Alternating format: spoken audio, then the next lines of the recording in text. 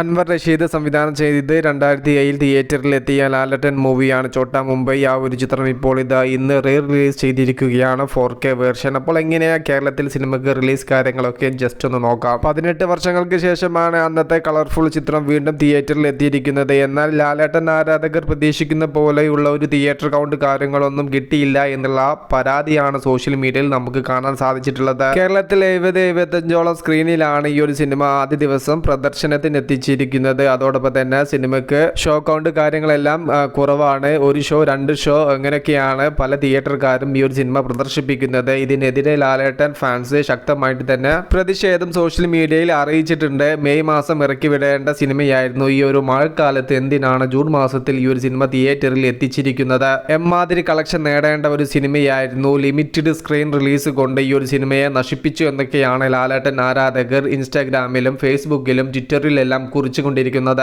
ആരാധകർ പ്രതീക്ഷിച്ച ലെവലിലുള്ള ഒരു റിലീസ് കാര്യങ്ങളൊന്നും ചോട്ടാ മുംബൈ എന്ന് പറയുന്ന ലാലേട്ടന്റെ മുന്നേ വിജയം കൈവരിച്ച ചിത്രത്തിന് കേരളത്തിൽ കിട്ടിയിട്ടില്ല. വരും ദിവസങ്ങളിൽ അതിനെയെല്ലാം ഓവർകം ചെയ്തുകൊണ്ട് ഷോയും കാര്യങ്ങളെല്ലാം കൂടാനുള്ള സാധ്യത നാം കാണുന്നു. കാരണം അത്രത്തോളം പ്രേക്ഷകർ ഈ ഒരു ചിത്രം കാണാൻ കാത്തു നിൽക്കുന്നുണ്ട്. എന്നാൽ ഈ ഒരു ജൂൺ മാസത്തിൽ എത്രത്തോളം പ്രേക്ഷകർ തിയേറ്ററിൽ എത്തുമെന്നുള്ളത് നമുക്ക് കണ്ടറിയാം. കാത്തിരിക്കൂ സിനിമകളുടെ കൂടുതൽ അപ്ഡേറ്റുകൾക്ക് വേണ്ടിയിട്ട് മൂവി പ്ലസ് മീഡിയ. ഞാൻ ജിനുജനാസ്. ഒക്കെ ബൈ.